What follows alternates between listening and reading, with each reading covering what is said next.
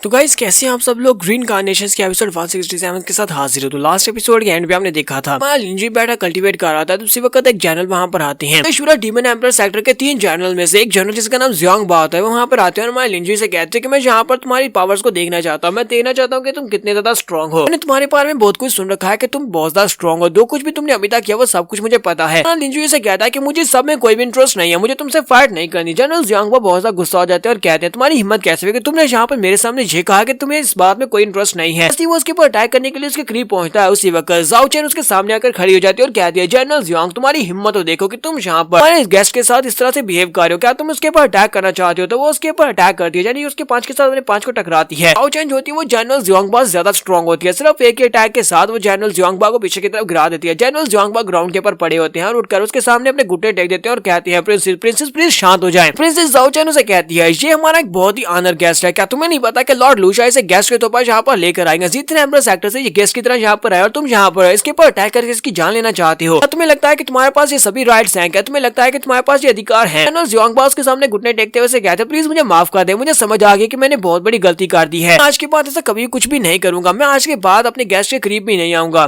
तो प्रिंसेस ने कहती है अच्छा ठीक है अब यहाँ से दफा हो जाओ। तो इसी के साथ जनरल जियांग बा वहां चले जाते हैं। जियांग बा के चले जाने के बाद मां लिंजी से कहता है तुम तो बड़ी जल्दी यहाँ पर पहुंच आई। वो उसे कहती है हाँ मैं जल्दी पहुंच आई हूँ, तो मुझे अपने मास्टर को प्रोटेक्ट करना है। तुमने तो कहा था कि मुझे हर वक्त प्रोटेक्ट करना होगा जब तक मैं यहाँ पर शूरा डीमन एम्परर सेक्टर में हूँ। मैं तुम्हारे लिए कुछ और लोगों का बंदोबस्त कर देती हूँ जो यहीं पर रुकेंगे, वो तुम्हारे पर नजर रखेंगे ताकि तुम्हारी हिफाजत कर सके। तुम्हारा लिंजी से कहता है तुम्हें ये सब कुछ और ज्यादा करने की जरूरत नहीं है। तो जाओ चेन उसे कहती है लेकिन इस बात का क्या मतलब है कि मुझे सब कुछ करने की जरूरत नहीं है। तुम्हारा लिंजी से कहता है कि तुमने तो कहा था पूरा डीमन एम्परर सेक्टर में तुम्हारा कोई भी ओपोनेंट नहीं है, यानी कि कोई भी तुमसे फाइट नहीं कर सकता। अगर कोई तुमसे फाइट नहीं कर सकता तो मैंने तुम्हें हराया था, इसका मतलब यह है कि कोई मुझे भी नहीं हरा सकता। प्रिंसेस जाओ चेन उसे कहती है अच्छा ठीक है फिर मैं यहाँ से चली जाती हूँ। तो वो चली जाती है। नेक्स्ट हमें लेट एट नाइट का दिखाया जाता है। हमारा लिंजी रात के वक्त आधी रात के वक्त कल्टीवेट कर रहा था। कल्टीवेशन के दौरान उसे महसूस होता है कि एम्परर उस वक्त वहां पर उसे देख रहा है। तुम्हारा लिंजी उसे कहता है कि शूरा डीमन एम्परर के एम्परर मुझे पता है कि तुम यहीं पर हो, चलो जल्दी से बाहर आ जाओ, तुम छुपकर क्यों देख रहे हो। वक्त एम्परर बाहर निकलता है और उसे कहता है तुमने तो वाकई में मुझे देख लिया, तुमने मुझे महसूस कर लिया कि मैं यहीं पर हूँ, तुम इसका मतलब काफी ज्यादा स्ट्रॉन्ग और पावरफुल ओपोनेंट लगते हो। एम्परर का नाम लूमिंग होता है। तो एम्परर उसके सामने आता है जो कि अपनी कल्टीवेशन की पीक तक पहुंच चुका है। तुम्हारा लिंजी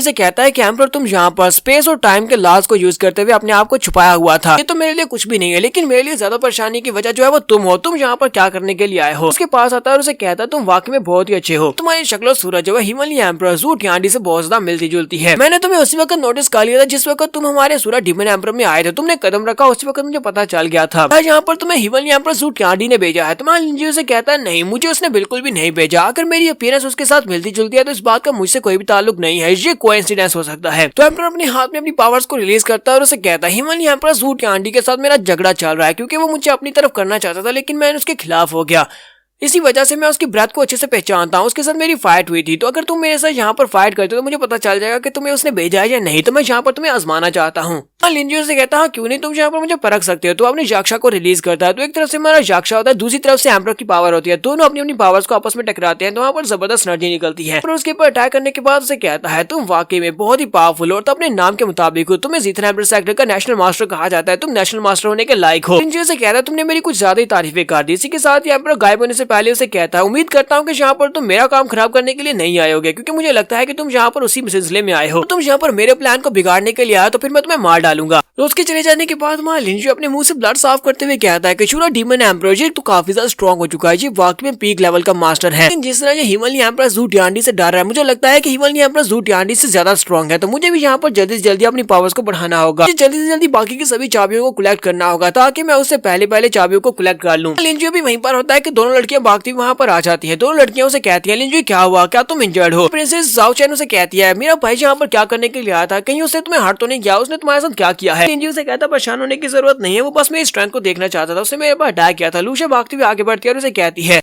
तो जाओ जैन आगे बढ़ के हमारी लिंजी से कहती है मैं नहीं चाहती कि तुम यहाँ पर रुको, तुम्हें यहाँ से जाना होगा क्योंकि ये जगह तुम्हारे लिए बहुत ज्यादा खतरनाक है, एम्परर की तुम्हारे पर नजर है, हम लोग यहाँ पर उस लीमन लोटस को नहीं ले सकते। लिंजी उसकी बात सुनने के बाद उसके सर के ऊपर अपना हाथ रखता है और साथ प्यार के साथ से कहता है तुम्हें परेशान होने की जरूरत नहीं है, मुझे जो चाहिए वो मैं यहाँ से लेकर रहूंगा। और साथ ही अपनी एनर्जी को रिलीज करते हुए उसके दिमाग के अंदर कुछ डालता है, एनर्जी को उसके दिमाग में डालता है तो वहीं पर सो जाती है। तुम्हारी लिंजी उसको बेहोश कर देता है और कहता है चलो ठीक है तुम सो जाओ, जब तुम उठोगी तब तक मैं डीमन लोटस फ्लावर को लेकर आ चुका हूँ। तो उसके बेहोश होने के बाद प्रिंसेस जाओ चेन हमारी लिंजी से कहती है मेरे भाई ने तुम्हारे लिए यहाँ पर मुश्किल तो नहीं क्रिएट की, वो तुम्हें यहाँ पर क्या कहने के लिए आया था। तुम्हारे लिंजी से कहता है नहीं उसने बिल्कुल ही मुश्किल क्रिएट नहीं की, तो बस ये चाहता था कि मैं उसके प्लान के अंदर अपनी टांग ना डाऊं, यानी कि मैं उसके लिए मुश्किल क्रिएट ना करूं, इसीलिए मुझे यहाँ पर धमकी देकर गया है। चैनल से कहती है मास्टर तुम्हें परेशान होने की जरूरत नहीं, मैं अपने ब्रदर को तुम्हारे करीब भी नहीं आने दूंगी, मैं अपने ब्रदर को तुमसे दूर रखूंगी। लिंजी से कहता है जाओचन मुझे लगता है कि तुम्हारे ब्रदर के दरमियान यानी कि तुम दोनों के दरमियान में रिलेशनशिप कुछ अच्छा नहीं चल रहा। तो जाओचेन से बताती है कि उसके ब्रदर ने कितने बुरे काम किए हैं। वो उसे कहती है ब्रदर ने अपने आप को बहुत ही पावरफुल बनाने के लिए जहाँ तक उसने अपने फादर को भी मार डाला, यानी कि हमारे फादर को मार डाला, यहाँ तक उसने पूरे के पूरे शूरा डीमन एम्परर सेक्टर के लोगों की बॉडी के ऊपर ब्लड कर्स को डाल दिया है ताकि वो सभी लोग उसके लिए उस आइलैंड के ऊपर जाएं, टियानवी आइलैंड के ऊपर जाएं, जाकर लोटस फ्लावर को लेकर आए। ये सब के बारे में पहले से पता चल चुका था, इसी वजह से मैंने अपने ब्रदर के साथ अपने ताल्लुक को तोड़ लिया है। तुम्हारा लिंजू कहता है इसका मतलब यह है कि तुम्हें सब कुछ पहले से पता है, तुम्हें सब कुछ बताने की जरूरत नहीं है। कल यहाँ पर टियानवी आइलैंड ओपन होने वाला है, टियानवी आइलैंड के ऊपर मैं नहीं चाहता कि जाओ जैनजन वहाँ पर जाए, इसलिए मैं चाहता हूँ कि तुम इसे यहाँ पर रखो, पैलेस के अंदर इसकी प्रोटेक्शन करना, तब मैं वापस नहीं आ जाता तब तक किसी को भी इसको हाथ भी मत लगाने देना। तो प्रिंसेस जाओ चैन से कहती है मास्टर तुम्हें परेशान होने की जरूरत नहीं है, जब तक तुम वापस नहीं आते तो मैं सिस्टर लूशा का बहुत अच्छे से ध्यान रखूंगी। तब मैं लिंजी सोच रहा था अब मेरा अगला स्टेप ये होने वाला है कि टियानवी आइलैंड के ओपन होने के साथ ही मुझे वहाँ पर जाना होगा, जाकर डीमन लोटस और साथ में अपनी सील को भी पूरा करना होगा, इंपीरियल सील को पूरा करना होगा। इस समय टियानवी आइलैंड के आउटसाइड का दिखाया जाता है, इन सभी लोगों को शिप के ऊपर बिठाकर उस जगह के ऊपर पहुंचाया जाता है। लिंजी के साथ दोनों जनरल्स भी होते हैं, तो एक जनरल से कहता है नेशनल मास्टर ये टियानवी आइलैंड है। जनरल जियांगबाओ से कहता है कि हम लोगों ने इसके बारे में ये सब कुछ सुन रखा है कि एंशिएंट सुरा डीमन ब्लड एम्परर जो थे हजारों साल पहले यहाँ पर आए थे, 10,000 साल पहले वो इसी जगह के ऊपर आए थे और यहीं पर बैठकर उन्होंने कल्टीवेट किया था। यहीं पर जनरल जियांगबाओ के पीछे एक बंदा खड़ा होता है, वो वॉइस ट्रांसमिशन को यूज करते हुए जनरल जियांगबाओ को बताता है कि उसने इन्वेस्टिगेट किया है, लूशा कल रात के वक्त से ही कोमा में चली गई है, कोमा में जाने की वजह से नेशनल मास्टर उसकी तरफ से इस जगह के ऊपर आए हैं, यानी कि वो इस कंपटीशन में हिस्सा लेने वाले हैं। जनरल जियांगबाओ भी अपने बंदे को मैसेज देते हुए कहते हैं तो बहुत अच्छी बात है कि जनरल लूशा यहाँ पर नहीं है, लूशा के ना होने की वजह से एक पावरफुल ओपोनेंट कम हो गया है। साथ ही वो अपने बंदे से कहता है बाकी सभी लोगों को भी इन्फॉर्म कर दो कि जो भी उस डीमन लोटस को हमसे पहले लेने की कोशिश करेगा हम उसे मार डालेंगे। उसे कहता है ठीक है जनरल, जैसा आपने कहा बिल्कुल वैसे ही होगा। क्योंकि दूसरे जनरल वहाँ पर अपने लोगों को पहले से कह रहे थे, वो लोग कहते हैं मुझे नहीं लगता कि नेशनल मास्टर लेन से निमटना इतना ज्यादा आसान होगा, मैं चाहता हूँ जैसे हम लोग वहाँ पर जाए तो रिटर्न होने के बाद मैं चाहता हूँ कि तुम सभी लोग जनरल जियांगबाओ के साथियों के साथ मिल जाना और सभी लोग मिलकर सके तो लिंजुई को मारने के लिए काम करना। तो वो सभी लोग कहते हैं ठीक है मास्टर, जैसा आपने कहा बिल्कुल वैसे ही होगा। हमारा लिंजुई शिप के ऊपर खड़ा होता है और कहता है टाइम हो चुका है। उसी वक्त उनके सामने एम्परर आता है, एम्परर बड़ी पावर्स के साथ वहाँ पर उनके सामने रिलीज होता है और उन सभी के सामने आकर कहता है आइलैंड बहुत ही जल्दी ओपन होने वाला है, क्या तुम सभी लोग रेडी हो? क्योंकि सभी लोग जो कि उसके अपने लोग होते हैं वो उसके सामने अपना सर झुकाते हैं और उसे ग्रीट कर रहे होते हैं। तो एम्परर कहते हैं नेशनल मास्टर तुम यहाँ पर क्यों हो, जनरल लूशा कहाँ पर है? लिंजुई से कहता है कि मुझे लगता है कि एक इंसान काफी रहेगा, यानी कि मैं ही काफी हूँ, जल्दी से इसको स्टार्ट करो, तुम्हें देर करने की जरूरत नहीं है। तो एम्परर उसकी बात सुनने के बाद अपनी पावर्स को रिलीज करता है और कहता है अगर ऐसी बात है तो फिर ठीक है, उम्मीद करता हूँ कि जितने तुम एरोगेंट हो तुम इतने स्ट्रॉन्ग भी हो और मेरे लिए डीमन लोटस को लेकर आओ। इसी के साथ ही वहाँ पर पोर्टल को ओपन करता है। जैसे वो पोर्टल को ओपन करता है उनके लिए एक केव ओपन होती है, वो रास्ता होता है जिस केव को पार करने के बाद ये लोग टियानवी आइलैंड के ऊपर जा सकते हैं। उन्हें जनरल हमारे लिंजुई से कह रहे होते हैं कि तुम पहले जाओ, क्योंकि वो सोच रहे होते हैं कि क्योंकि इस केव को सिर्फ और सिर्फ वही बंदा पार कर सकता है जिसकी बॉडी के ब्लड कर्स का निशान, ब्लड कर्स के निशान के बिना अगर वहाँ पर जाओगे तो बैरियर ओपन हो जाएगा और उस बंदे को वहीं पर मार डालेगा। जैसे वो लिंजुई से कह रहे थे कि तुम पहले जाओ। यहाँ पर हम लोग अपनी एपिसोड 167 का एंड करेंगे। एपिसोड की एक्सप्लेनेशन अच्छी लगी तो कमेंट करके जरूर बताइएगा, चैनल को सब्सक्राइब कर दें, वीडियो को लाइक और शेयर कर दें। शुक्रिया।